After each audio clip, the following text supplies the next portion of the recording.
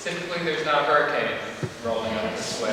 Ahead of my visit, but yesterday afternoon as I was watching the weather and decided how smart it was to go get on that airplane last night, I thought, well, I can get up to St. Andrews, we can conduct this program, I'll enjoy my visit, and then I'll get out of Dodge just ahead of Sandy arriving. So I'm glad to be here. Thank you for inviting me. And St. Andrews is blessed to have such an outstanding counseling staff and to have such an outstanding administration to keep St. Andrews moving forward towards its goals and fulfilling its mission. And I like to think that Davidson College is doing the same thing, just at the next step in this process for students. So I often find that St. Andrews students are really a nice fit for Davidson because many times we share the very same values.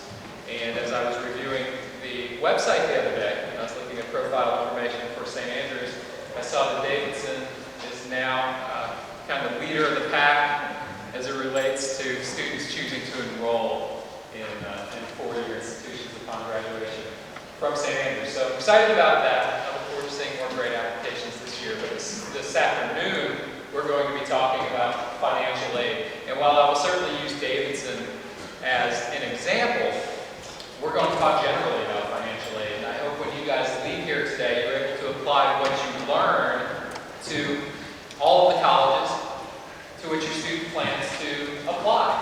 And I know for some of them, it's a hefty number. And I know for others, they're kind of zeroing in on a couple of institutions and perhaps even applying early decision. And we'll talk about early decision and the financial aid process as well. So we'll spend maybe 75 minutes or so together. This, I expect to be a conversation to some degree. I welcome questions. In our classrooms on our campus, we debate one another and we engage in thoughtful discourse. That's what I'd love to have happen today. And I will pause frequently to take questions from you guys. So hopefully that sounds like a good plan. And can everyone hear me? All right? Okay, excellent. I'm an anti-microphone type of person, but when I need to use one, I'm glad to do so. So just let me know if you're having any issues. These are the things we're going to cover over the next hour, 15 minutes. Applying for financial aid. If you don't apply for financial aid, you're not going to receive financial aid. It's as simple as that. Particularly need-based financial aid, in some cases merit-based aid as well. Cost of attendance. I work for a place that has a cost of attendance that's around about $55,000 a year. Well, just down the road at Central Piedmont Community College, the cost of attendance is $5,000 to $6,000 a year. And Davidson is by no means the most expensive institution in the country. So we'll talk about the components of the cost of attendance and how colleges actually go about putting together their cost structure. Need-based financial aid is going to be the primary focus of our time together, but we'll switch gears and talk about merit-based aid as well. And then we'll move into talking about packaging. So financial aid packaging models. And I'll provide you with 3 examples of very different types of institutions with very different cost structures. And we'll break down the components of the financial aid package so you can have an understanding of how you need to go about reviewing financial aid awards as they arrive during the spring of your student's senior year. And then I'll provide some consumer tips and again, questions. Quick question for you guys. How many of you have current seniors? Current seniors, okay, a couple of hands. Juniors. Okay, younger than that. Excellent. Well, this information will apply to all of you. Those of you who raised hands for seniors, it's time, right? You can no longer hide from this process. It's time. So you're going to jump into it here very soon if you haven't already. And the rest of you, hopefully you'll learn a lot today. To begin, what's the purpose of financial aid? Well, we hope to make our institutions, and when I say we and I say our, I'm talking about financial aid in general, but we hope to make our institutions accessible to students regardless of the family's resources or ability to pay. We also hope to enable students to apply to their first choice institution. If families, students need to attend financial aid sessions like this, they can have an understanding that while the sticker price of their dream college may be $50,000 or greater, resources may be available to help make the actual out-of-pocket cost, much less than that, and make it an affordable option. I believe that students should base their college search on fit, and fit can be defined in many different ways. Finances certainly may be a part of it. Location, the size of the institution, the culture of the campus, the accessibility of faculty members, all of these things are going to go into the student's search and identifying an institution as the proper fit. I believe that if a student ends up on his or her first choice campus, that student's much more likely to be successful than if the student ends up on choice number 3, 4, 5, or 6. Because they may spend the next 4 years thinking, I really wish I was on that other campus. You know? Or they may find that the place they ended up really does not meet their needs in the way that the other institution may have.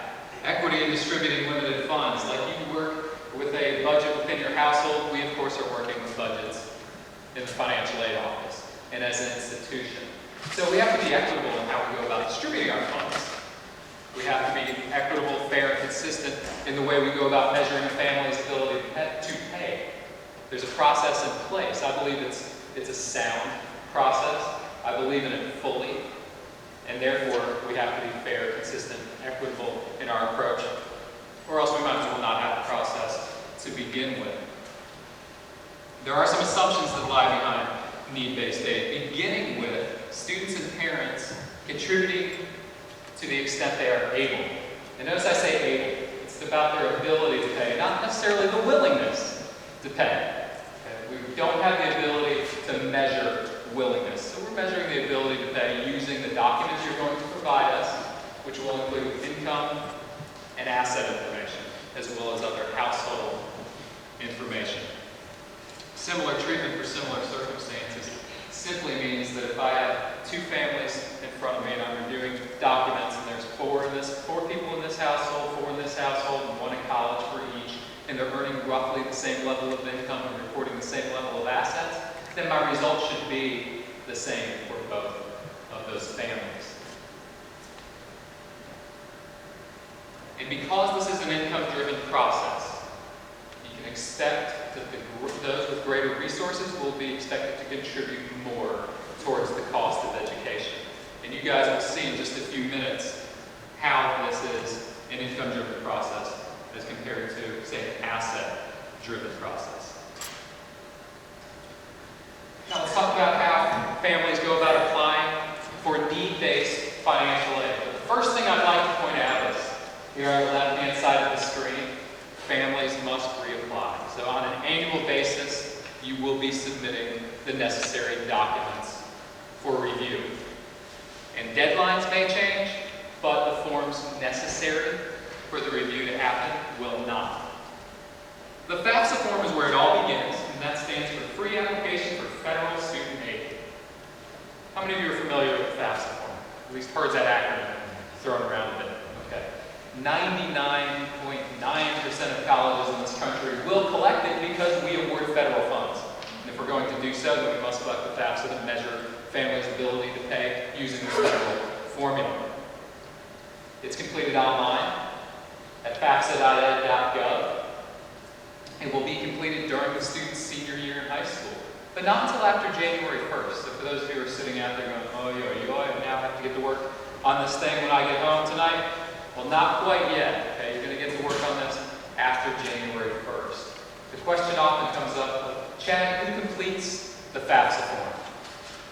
Well, if your family unit is intact, both biological or adopted parents are in the household as a married couple, then there's your answer. It's going to be the family completing it. However, in the case of divorce or separation, then the custodial parent is going to be completing the FAFSA form. And the custodial parent is defined as the person the student lives with. The student lives with the majority of the time. Most years have an uneven number of days, 365 days. So if 183 days are spent at dad's house, then dad's the custodial parent. This is leap year, right? It could be that the student spent 183 days in each household. In that case, the tiebreaker is who provides the most financial support to the student. Okay, so the custodial parent is going to be completing the FAFSA form in the separation. If there's a step-parent in the household, there's been a remarriage, then the step-parent will also submit income and asset information. What role does the non-custodial parent play in this process? Well, for federal purposes, the non-custodial parent isn't going to submit any information whatsoever. And some of you may be saying, why is that the case? I'm saying the same thing in my mind. Okay? But that's just the federal approach to collecting information. The IRS data retrieval tool, this is somewhat new. It was launched for the current academic year. So this gave families for the first time the ability to link their IRS data to the FAFSA and automatically have the IRS data fill the FAFSA form for them. Now the kicker here is, if you're going to take advantage of this tool, then you must submit your tax documents early. Most of us can't complete our tax documents prior to February 1st because we're waiting on W-2s or other forms to arrive for us to complete our tax documents. But within 2 weeks of you submitting your tax documents electronically, you should have the ability to link your IRS data to the FAFSA. If you have a deadline looming, and let's call it February 15th, because that's one of the earlier deadlines you'll see for financial aid documents from colleges and universities. You may use estimated figures to complete the FAFSA form, and then once you have your tax documents completed and ready to go, then you may use that IRS data retrieval tool to make the updates. It'll cut down on errors and mistakes. It will cut down on the need for you to send in tax documents to the college to which your student is applying for financial aid.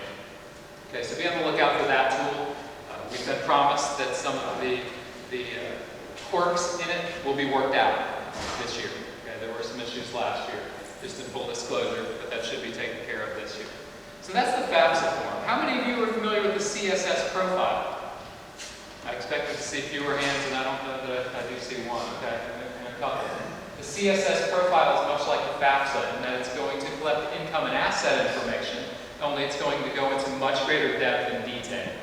And if any of you have completed the CSS profile, you should be nodding right now saying, yes, absolutely. It's going to take far more time than the FAFSA form.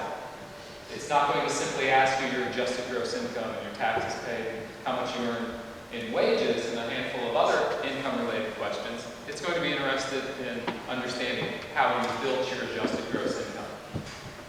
So interest income, dividend income, business income, other taxable income. So there's going to be far more questions to answer. There is not an IRS data retrieval tool that can be applied to the CSS profile, so just be aware of that. However, I can tell you that far fewer institutions are collecting the CSS profile as compared to the FAFSA form. In North Carolina, where there's 51, I believe, four-year institutions, there are only 5 of us collecting the CSS profile, so around about 10% of us, and that's kind of nationally what you can expect to find. You'll find many times your flagship state institutions and your private institutions who use much of their own funding to meet the need of its students will utilize the CSS profile document. We believe it's a better indicator of a family's ability to pay than the FAFSA form. It's also going to include some questions you will not find on the FAFSA, such as expenses within your household. So medical and dental expenses, not going to be asked about on the FAFSA form. What are you paying for your student to attend St. Andrews? Not going to be asked on the FAFSA form, I can promise you that. Educational loans being paid for older siblings or for you as a parent. We want to understand these things because we may make allowances within our formulas for families who may be in a circumstance where they have some of these expenses. Okay? So it's going to ask far more questions, and it will include a narrative section as well, so you'll have the ability to bring forward some extenuating circumstances if necessary. Whereas on the FAFSA form, there is not a narrative section. So you will have to bring these things forward to individual financial aid offices if you're facing an unusual circumstance within your household. So keep that in mind. As you guys begin to ask questions during this presentation, I will very often lead off with, it depends. It depends, because colleges have their very own policies and procedures in place. Now, while the FAFSA is free, and you see that in the acronym there, the CSS profile is not. It's a College Board product, so you can expect to pay pay something in order to submit this form. And it is completed electronically. And you'll have the ability to list all of the colleges to which you would like the information transmitted. So going back to deadlines, meet the earliest deadline for the colleges your student plans to apply to, and then you will be meeting all of our deadlines. Because we'll be coming through electronically. If February 15 happens to be that earliest deadline, complete it by then, and it's done. We'll all have it in hand. The same rules apply as far as who submits the CSS profile. The custodial parent and any step parent information will need to be included as well. Dropping down to at the college's discretion, you see at the second bullet point here, the non-custodial parent profile. Colleges may choose to collect this form if the marital status of the parent is reported as divorced or separated. It's completely at the college's discretion. So your homework assignment will be to head out to college websites in order to understand which forms are required from the colleges in which your student plans to apply. The FAFSA, you know that's going to be a requirement. The CSS profile may be, and then if your family circumstance is such that these other forms are necessary, educate yourself to understand that. Now, some colleges will collect W-2 forms and other tax documents. Davidson's in that mode. If you are applying for need-based financial aid at Davidson, we will require tax documents to be submitted. So it's important that you get to work on those early, because by March 15th, we expect to have those in-house, ready for us to review, so that we can put together need-based financial aid packages ahead of the April 1st admission notification date. Because we want to make families aware of financial aid eligibility right after the admission decision is made, so that the student can make an informed choice about whether or not to enroll at Davidson. And we're certainly not alone in that vote. An institutional financial aid application may exist as well. However, you'll find very few colleges with their very own institutional application. Cassie, do you happen to know if Sewanee has its own financial aid application any longer? It does. Okay, so it is one example, but there are very few still collecting this information. I did last year. Questions about applying for financial aid? Is that pretty clear? Yes. I just want to make sure, so you're saying 99% of the colleges would require a FAFSA, but only about 10% CSS? Roughly, yes. And on the College Board website, you can find a full comprehensive list of institutions requiring the CSS profile.